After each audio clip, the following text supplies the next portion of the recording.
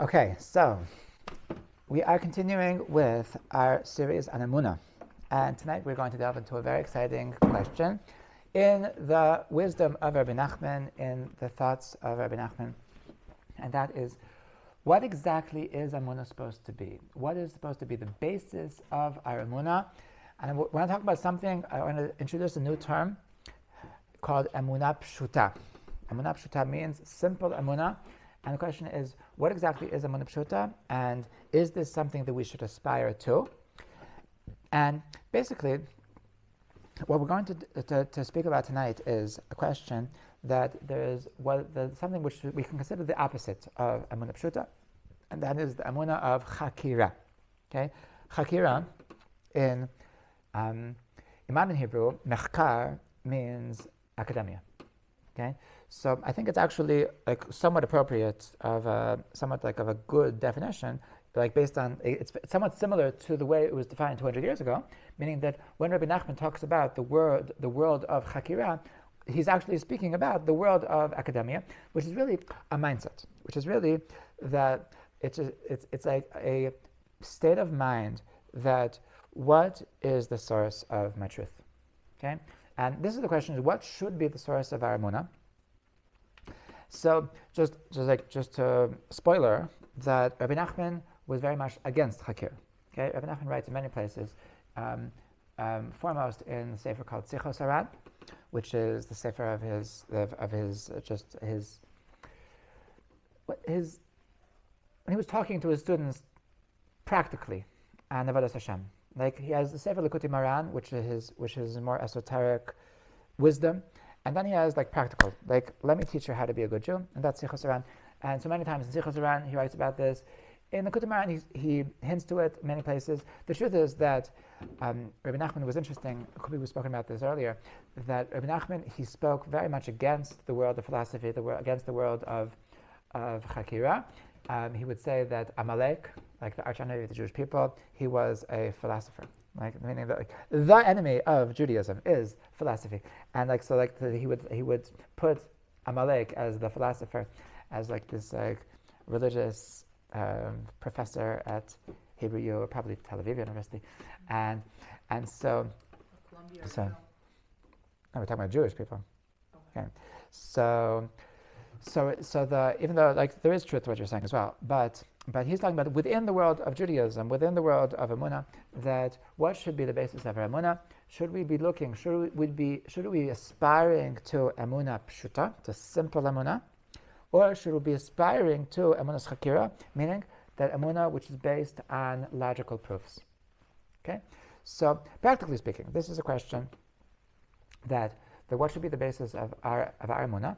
That if a person that, now let me explain. The question is specifically geared to a person that has Emunah. Okay, the question is specifically, if you come to me and you say that, Rabbi, I like Judaism, I like God, it's all good. Is there anything wrong with that? So that is the question that we're dealing with tonight. Okay, a person that comes to me and he says, Rabbi, I don't know, I'm not sure if there's a God. I'm on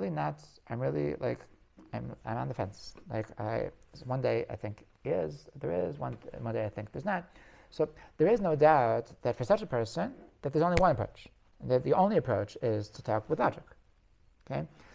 Now the truth is that there is another approach, but it's not so much in our hands, and that is that really the truth is that Rebbe Nachman he wrote a story called Masa Michacham V'Tam.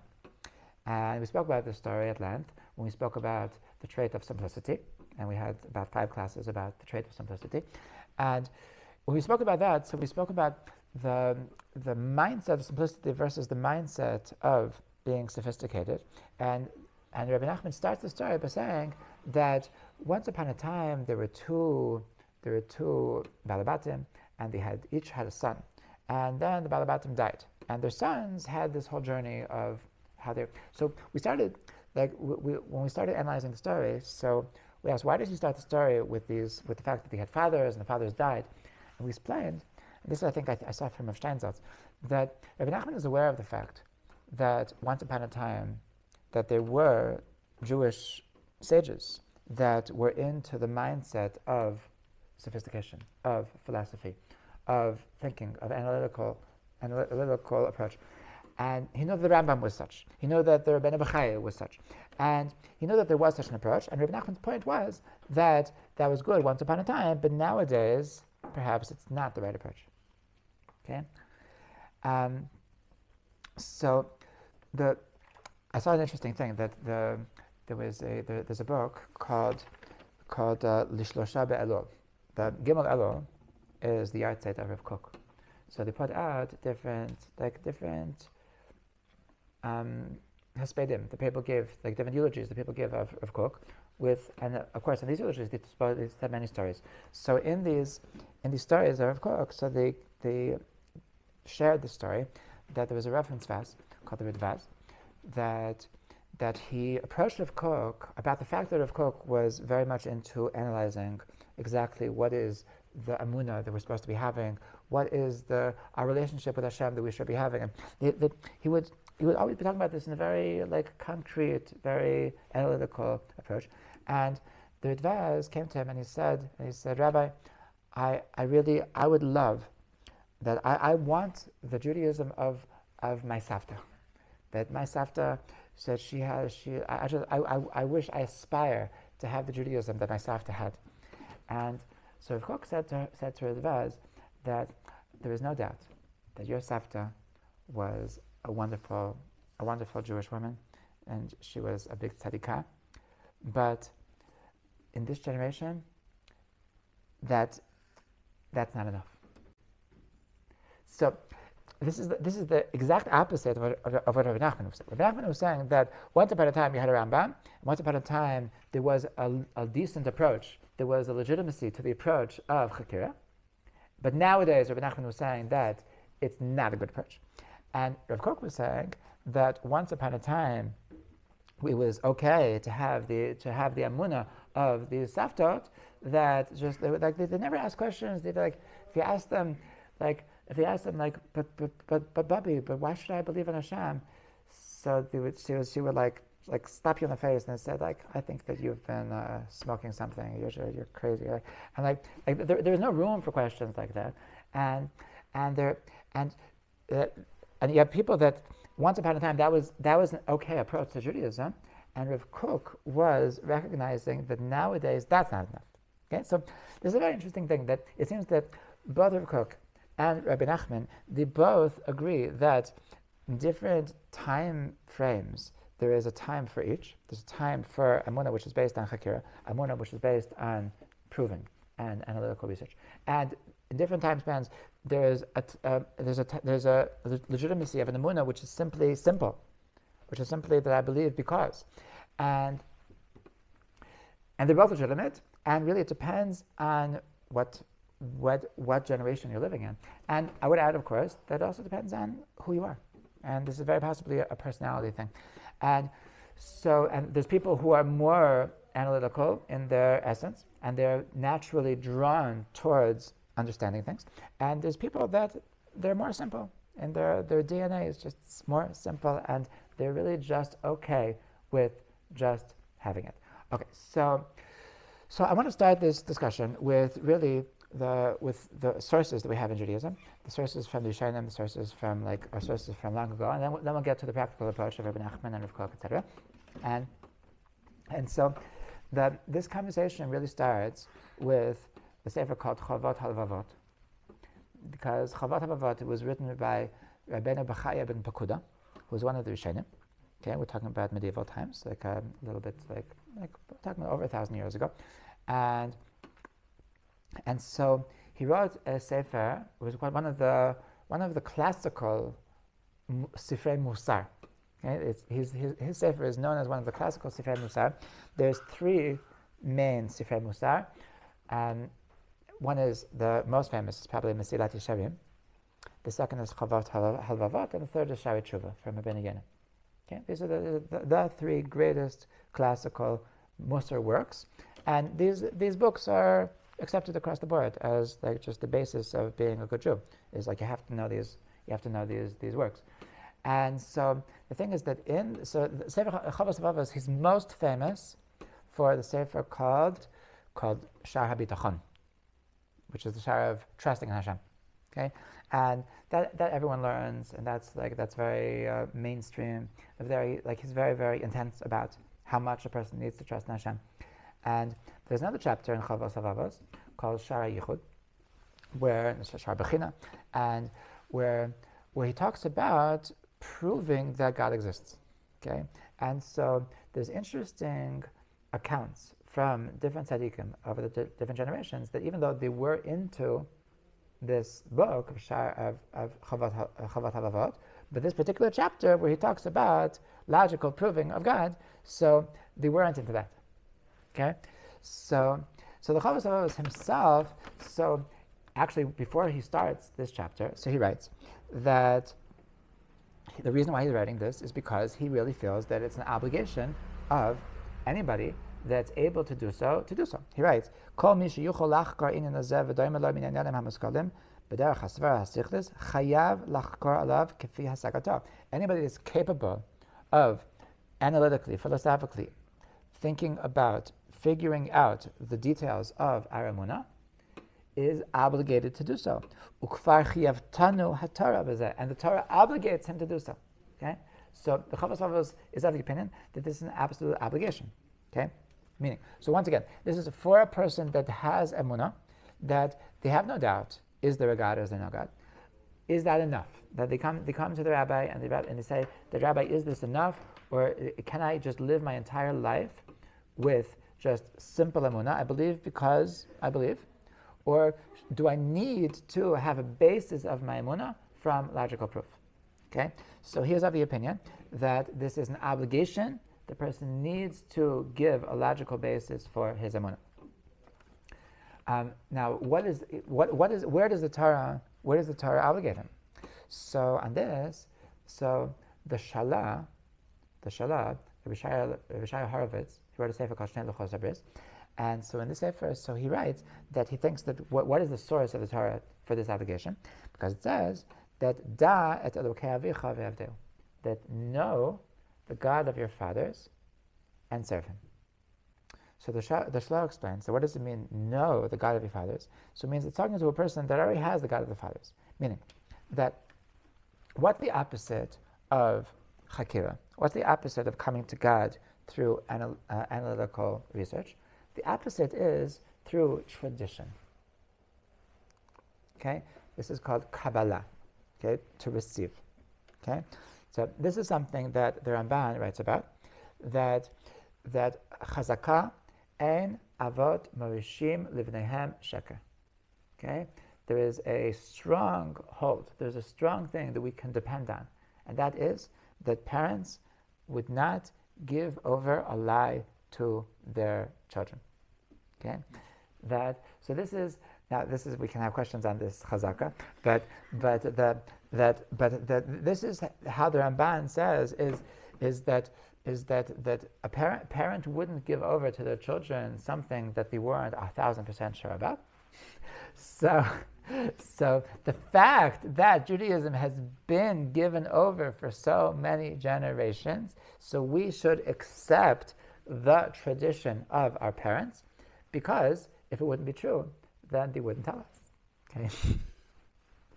So this works for some people, right? But some people, their parents were very adamant of quite the opposite, different belief system, and so it's not going to really work for them.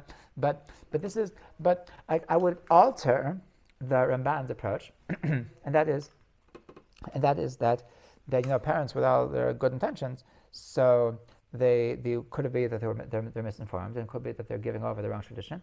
But nevertheless, the Jewish tradition is something that has been given over for thousands and thousands of years, and the fact that it has been given over with such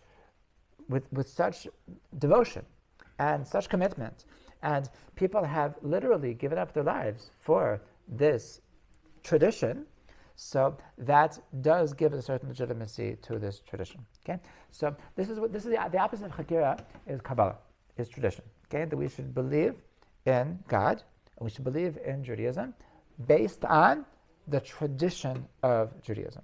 Okay, So, so the Shalah writes that when it says Elokei Avicha, when it says that you have a God of your fathers, that means that you were privy to this tradition, that you were meriting to be part of these people. You were one of these people that you heard the truth, that you were at that discovery seminar where the rabbi was able to tell you that what is really the truth, and or you were brought up in a religious family and they told you the truth. So you're there. So you have this Elokei Avicha, you have this God of your fathers, and the Torah is telling you, this pasuk in Mishlei is telling you that Elokei Avicha, that you should not suffice with the fact that he is the God of your fathers, but rather da, you should know him. And the word da comes from the word to understand, which implies that it's not enough. A person should not suffice with just the fact that I know it because that's what I was told, but rather I should really analyze it myself and figure out it based on a logical basis.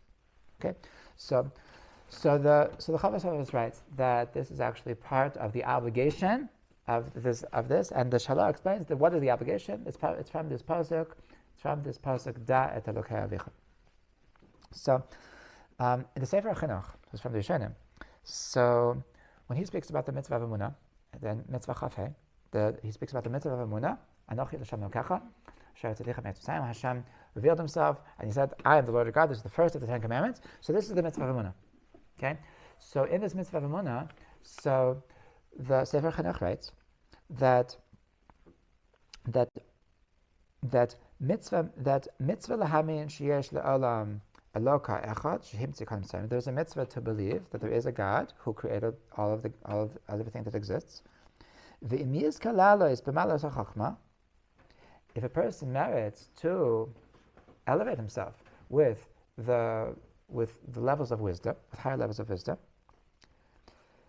Yira b'mayfes nechtach shamuna hazayis he emesubarer, and he's able to understand through proving that this emuna that he already had is actually truth.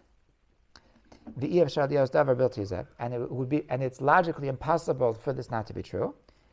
As mekayem mitzvahs asezu min hamofchar, then he fulfilled this mitzvah in the best possible way. Okay, so the Sefer Chinuch writes that a person does fulfill the mitzvah of Emuna with any Emuna that he has. However, that the best way to fulfill the mitzvah is if you have a logical basis for this mitzvah, for this Emuna. Okay,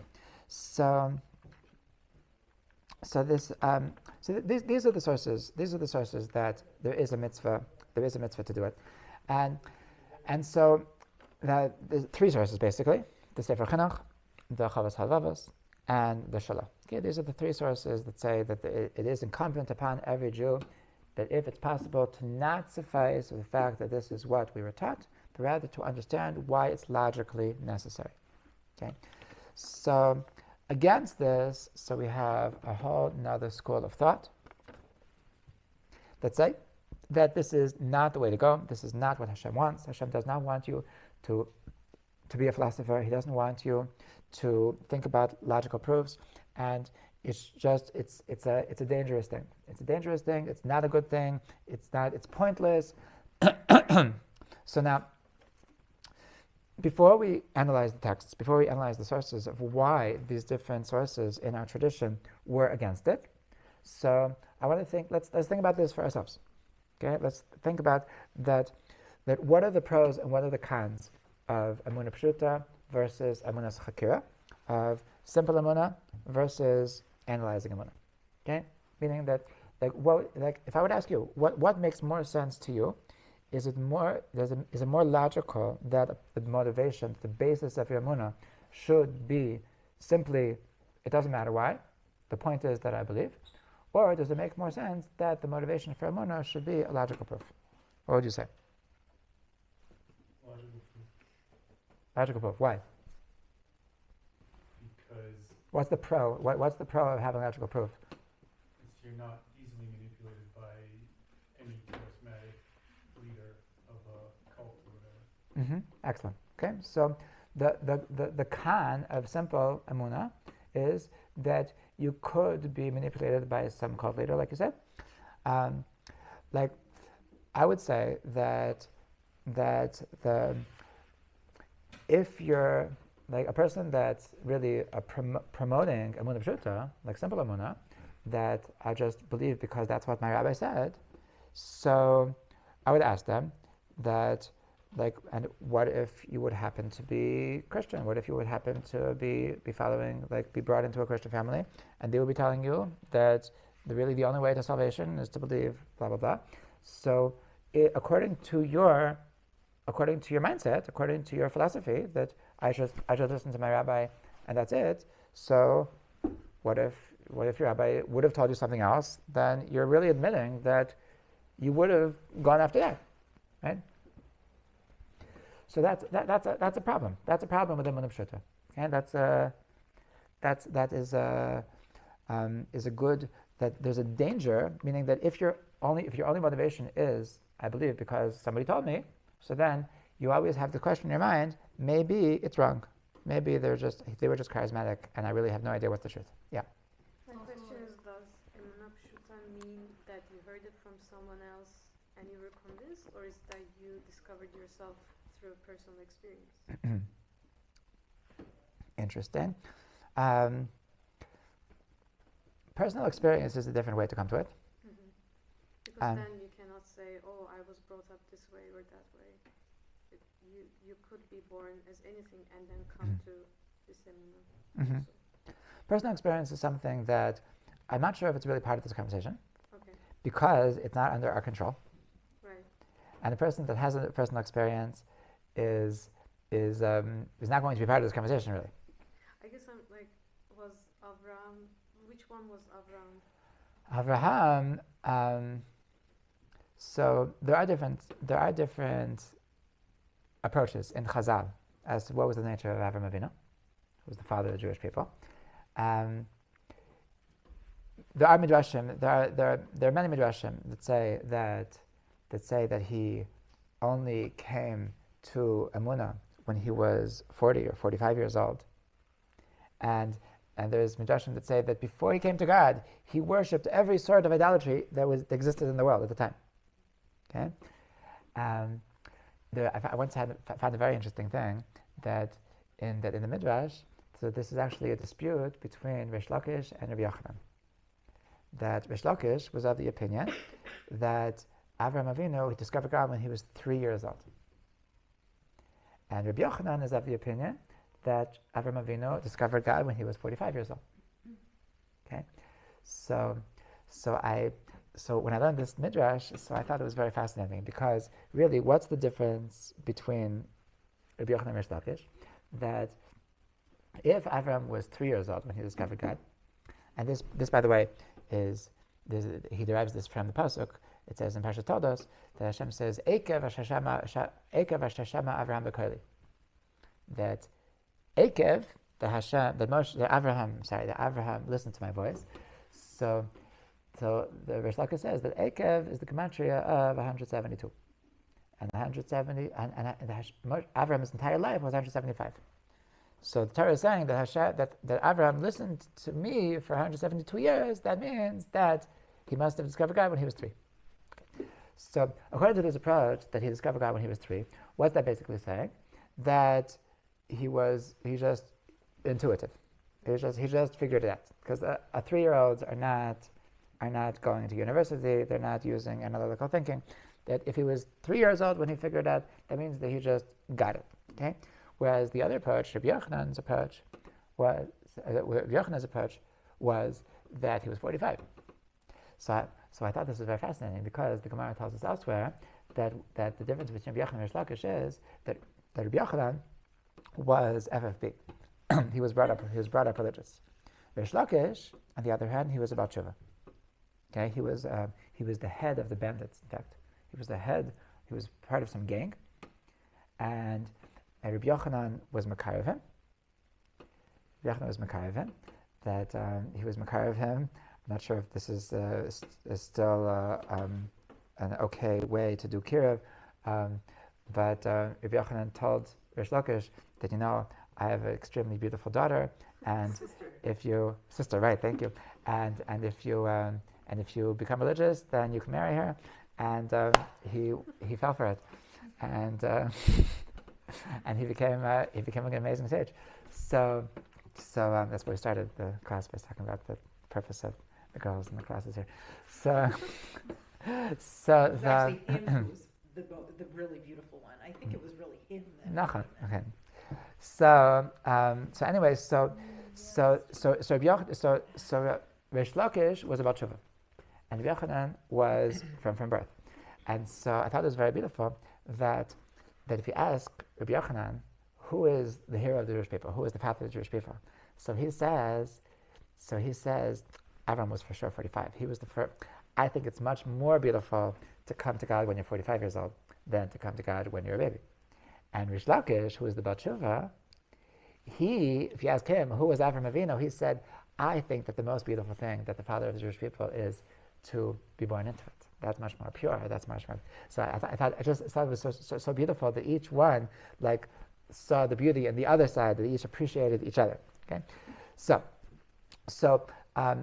it could be that Abraham came through intuition, that he just got it, and it could be that he went to first. This famous midrash. The first he thought that the sun was God, and then the sun sang, and then the sun set, and then he thought maybe that it must be that the moon was God, and then the moon also. And so that he came to the logical. That's the approach that he was coming from. Logical approaches, the logical analytical research, and so so the thing about intuition is that intuition is something that Rabbi Nachman also talks about in the story of the Masa Michacham Batam. So he speaks about that a person that is too intellectual, and because he's so intellectual, so he loses it. He really becomes atheist. And the way I understand the end of that story is that the only way to save the atheist is the intellectual atheist, that they're really goners. That Rabbi Nachman thinks that these people are really hopeless, and the only way to save them is through experience. That there's this passage at the end of the story that they eat something, and through the eating of the special food, so then they just feel something and the experience. And so the way I understand that is that the only way to save this intellectual atheist is he just needs to just have some experience that's going to wake him up, and that, like I said, is not under our control. Okay, so we have to just daven that these people should have these life-changing experiences that are going to wake them up, whatever it takes, I think I told you once a person came to Rav Noach Weinberg from Eshet Torah, and he made a special trip to Israel, and he said, I need to speak to Rebbe Weinberg from Eshet Torah, and so he schedules a meeting, and he comes in, and he says, Rabbi, I just need to tell you that I'm a good Jew, but I don't need to be religious. I don't need to keep Shabbat, because me and God, we're like this. So he said, what's your story?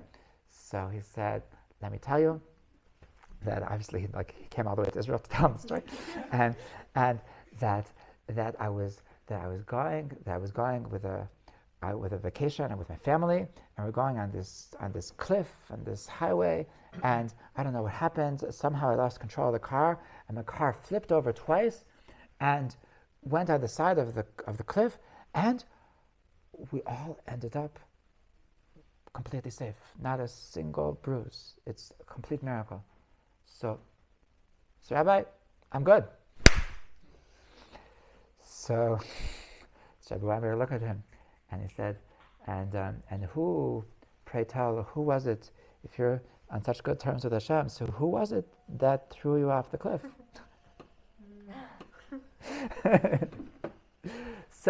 So whatever it is, sometimes these people they need these wake up calls, and sometimes it's better if you have a wake up call that is that you end up safe, and sometimes people have wake up calls that they're not so safe, and so but that's experiences that somehow just you all figure it out.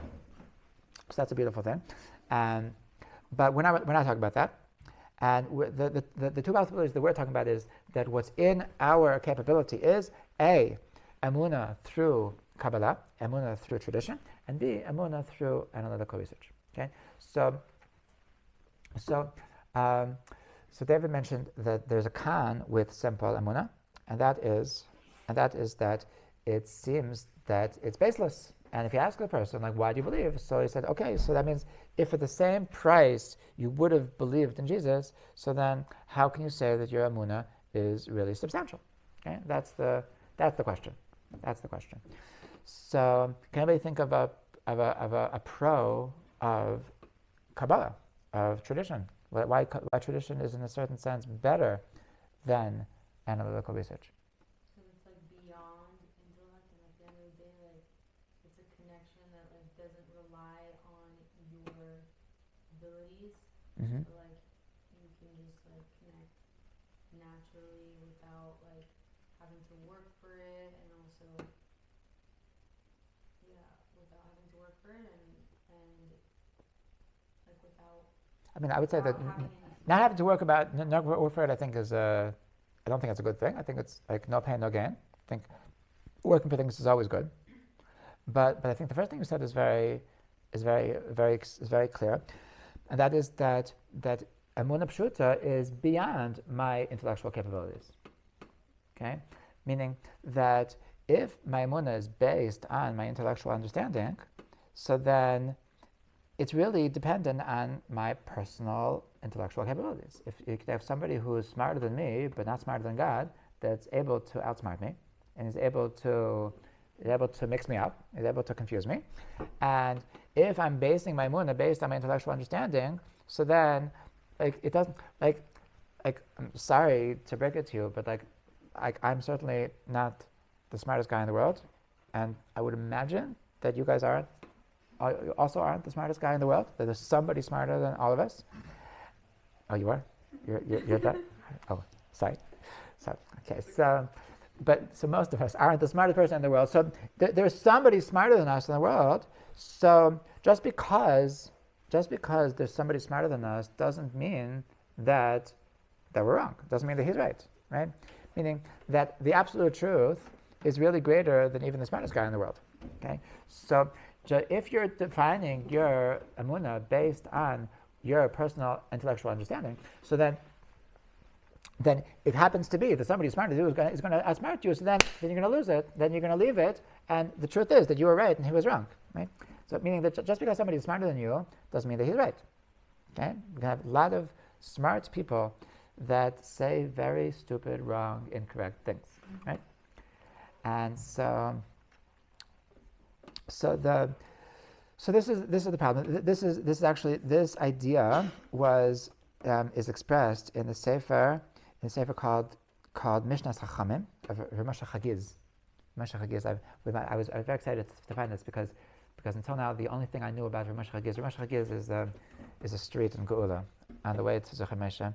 So there's the street called Rehov Moshe Chagiz, and until now the only thing that I knew about Moshe Chagiz was that he was a major opponent of the Maharami of the Ramchal. He was a major opponent of the Ramchal, and it was because of him that the Ramchal had such a bad life and whatever.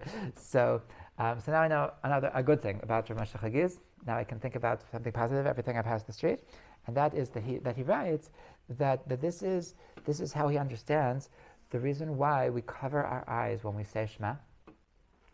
Because what we're trying to say when we're covering our eyes when we're saying Shema is that my Emuna is something which is deeper than anything that I can understand, and even if a lot of smart, intelligent people are going to tell me quote-unquote proofs that my Judaism is wrong, but my Emuna is deeper than that. Okay, and it's really the question really that lies at the crux of this debate is that what is actually the greatest source of truth in the world? That are human brains actually the best way to come to truth, or not? This is really the question, meaning that how much should we trust the human brain? And so, if somebody is the smartest person in the world, so should it logically follow that everything that they say is correct? Okay, and this is really the question of questions. Yes. I was going to answer it, but was that a rhetorical question? No, you can answer. So even the smartest person in the world is standing on the shoulder of all the theories and assumptions of our society and everything, and it can just turn out to be wrong. Like, one year Pluto is a planet, another year it's not. So, and there are like archaeological digs that disprove previous things, and we're always like finding things that it turns out we're wrong about. So even if you're the smartest person in the world, you're using the evidence of science and everything you've been trained on that can then turn out to be so. Okay, but that's true. That it evolves. That the truth in the world of academia evolves. But the question is that do we have anything better, or is that just that's the best? If that's the best we have, like for example, medicine, right? Medicine is always evolving, but nobody's going to say not to use medicine because it's always evolving. Like at any given moment, so we're going to do the best we understand, right? And we understand that's what we should do. We shouldn't. Like when it comes to medicine, nobody goes to Emuna Pshuta. Nobody's going to go to a witch doctor because what? Some people do. Yeah, they should. Medicine changes all the time. Don't they 1 year say like you shouldn't put a baby on its back, you shouldn't put a baby in front, you should eat tomatoes, you shouldn't eat tomatoes, like they're changing all the time. But at the same time, that the best that we have is what medicine tells us. Like at any given moment, so that if medicine tells us that this is the medicine that you should be taking for a certain illness, so like that's as far as we understand, that's what we should do. And like a person, and that's what it says in the Torah, that for Rapay Mitan Shenitan Rishus L'Rapay, that we should, and we that like just because we have Emuna does not mean that we don't go to doctors. Does that mean that we trust doctors with closed eyes? No, but that's the best we have, right? So similarly, that when it comes to Emuna, so really the question is that what is the best way to come to truth in the world? Is the best way to come to truth in the world from using our brains, or is the best way to come to truth from accepting, from receiving tradition?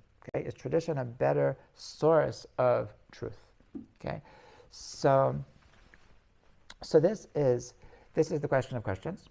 This is the question of at the crux of the question of what is the ideal Emuna? Is the ideal Emuna Pshuta, or is the ideal Emuna from philosophy? So there's a plus and a minus.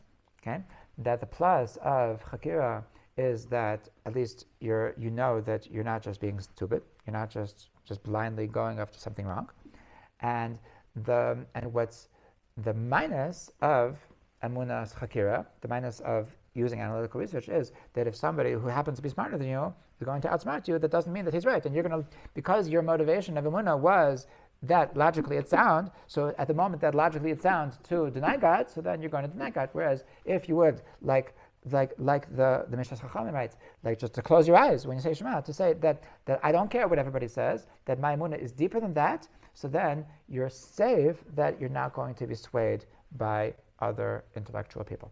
Okay? Now, I'll share with you an interesting tradition. I think we've mentioned this before, and that is that there's a tradition counted by the Chassid Yavitz. The Chassid Yavitz was alive during the time of the Spanish Inquisition, and during the time of the Spanish Inquisition, so he was aware of the fact that there was different schools of thought in the Jewish community, and some people in the Jewish community were these Moroccan Saftot, that they were just like, what are you mixing me up with these proofs? Like this is, I know Hashem, just like it's, I know that today's Tuesday. So, and like they would just like be insulted by the question, like, how do you know? Like I know and that's really very beautiful. And there were other people that if you ask her, how do you know that Judaism is right? That they would tell you that, well, I thought about it logically and I came to this conclusion.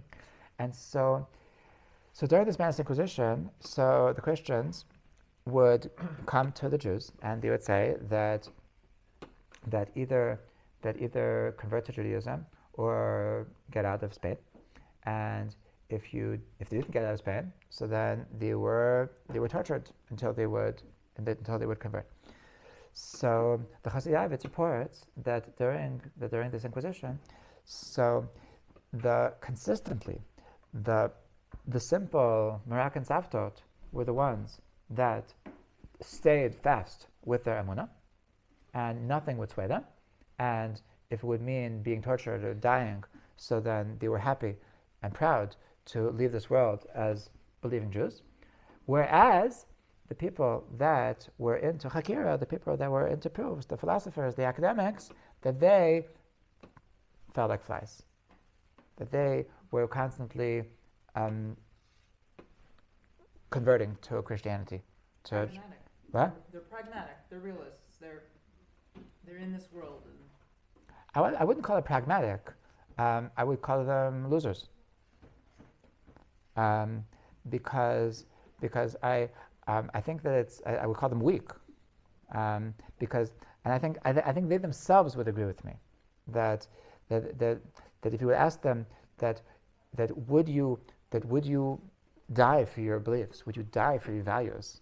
So I think a mature person, a strong-willed person, would die for their values. That my values are so important that like I would rather I sometimes describe it that I'd rather go with a bang. I'd rather my life I would rather have a shorter life that means something than a longer life that's pointless. It's not just short and long, it's torture. Okay. Not everyone can go through torture. Okay, that also requires a certain will of the heart. That's absolutely true. But I'm saying, I think even the philosophers, even the academics, would agree that they're not being pragmatic when they're converting to Christianity. They're actually being losers and being weak, because they know intellectually that my values are more important than my physical comfort. Right. And they're going against their better judgment because they're weak losers. It's hypocrisy. Mm-hmm. So the Chassidavitz was saying that there's actually something stronger of the quality of the Emuna of Emuna Shuta versus the quality of the Emuna of Emunas Chakira, that there's actually a pro of how much Emuna do you have. Okay? So this is another pro of having Emuna Shuta. Okay, so now. So basically, to summarize what we've learned so far. So we've learned that three sources that there is a mitzvah to philosophize and to give a logical grounding for our emunah, and that is from the Sefer Chinuch, from the Chavos Halvavos, and from the Shalah. And all three of them say that this is a mitzvah in the Torah. A person is fulfilling the mitzvah of emunah in a deeper way when he is analyzing it and we're understanding it properly. And on the other hand, so you have the Mishnah Chachamim that says that this is not the way to go. We mentioned that Rebbe Nachman says this is not the way to go. I'll mention now that the Gurami Vilna, the Vilna Gaon, so he also says that this is not the way to go. He writes that in the merit b'schus shemitrachkim miotam ha-mechakrim b'limud philosophia lokis yizku la'asilav v'lo or Hashem. In the merit of staying far away from those who talk about the philosophy of Hashem, the philosophical groundings for God, in the merit of staying away from that, a person will merit to see the light of God. Okay, and elsewhere in the Bir Agra and Shulchan Aruch, the Vilna Gaon writes that the Rambam was actually messed over because he learned philosophy. Okay? The Vilna Gaon thinks very highly of the Rambam. However, he says that he was a little bit off, and the reason why he was a little bit off, meaning that he believed things that were not true, incorrect. He got mixed up at some point, and the Vilna Gaon claims that the reason why he came to these false beliefs was because he learned philosophy. The Rambam. What false beliefs are The one that he's speaking about in Shulchan Aruch, it's in Yerdei Kufay Tes, that he's speaking about the certain incantations. That it says that there is certain incantation to say for a certain sting of a scorpion, and on that the Rambam writes in Perush Mishnayos that it's all nonsense, and even though the Mishnah talks about it, it doesn't really work anyway. It's just like some wives' tale that people would say, okay, and so on that the Vilna Gaon writes that many Rishonim that came after the Rambam, they disagreed with him, And the truth is that there are many incantations, says the Rambam, says the Gra, that are mentioned in Shas. That is very clear in Gemara, that the Gemara believed that these incantations, that there are incantations that work, that do something. And on that he says that v'chas v'shalom eni mamin lahem, and I don't believe the Rambam that says that doesn't work. He came to this mistake because he was too into philosophy. And in the world of philosophy, so we get into this mindset of everything has to be rational, everything has to be proven, everything has to make sense in the rational scientific world, and so he was blinded to the world of the supernatural, and that's the Gra's critique on the Rambam, and he says that I understand that Dvarim Kipshutim, I understand that these things do have simple value, and it does, and it's it's going on that, meaning that the Rambam's entire approach to the world of the supernatural was affected by his learning of academia / philosophy, meaning that put him into a certain mindset that made him closed off to the world of the supernatural. Okay, I mentioned because it was it's connected to Tishvisha Pesach that it says by Kriyas Yamsuf, by the splitting of the sea. So it says that Vayashov Hamayim le'etano. Vayashov Hamayim le'etano. That it says it returned after the splitting of the sea. It returned to its etan. So Chazal have an interesting explanation of this. That Chazal say that when it says le'etano, I mean it returned to its tanai, to its condition. What's the condition? So Chazal have an opinion that say that when God created the sea at the beginning of the 6 days of creation, so He told the sea that just here you go be a sea. But there's one thing you have to know, that in 2,000 something years, so there's going to be a Jewish people, and they're going to need to cross, and I need you to split when they come.